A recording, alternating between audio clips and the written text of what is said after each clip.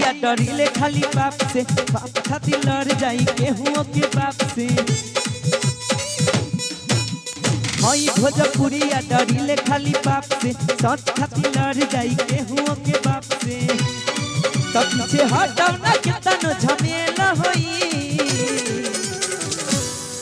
आज जेल होई कल बेल होई,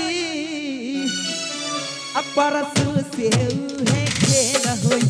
आज जेल होई कल बेल होई, परसों से उहे खेल होई।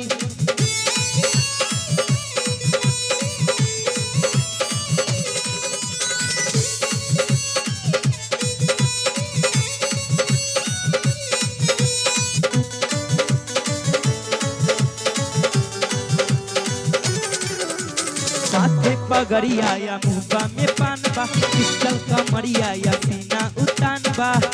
इहे तसली भोजपुरिया के पहचान है, इहे तसली भोजपुरिया के पहचान है।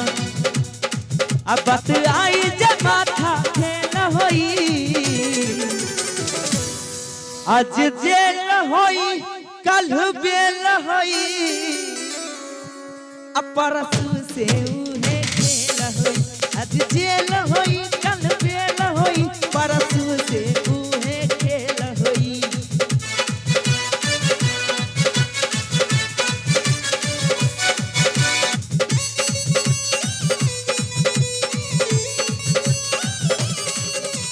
पाका हई हम अपना जवान के, ले हम जान बात आई जियान पे।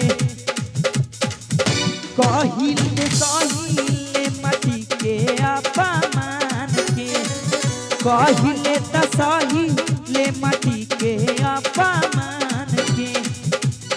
अब बात होई जब माथा फेल होई, आज जेल होई कल बेल होई, अब परसों से उहे खेल होई। आज जेल होई कल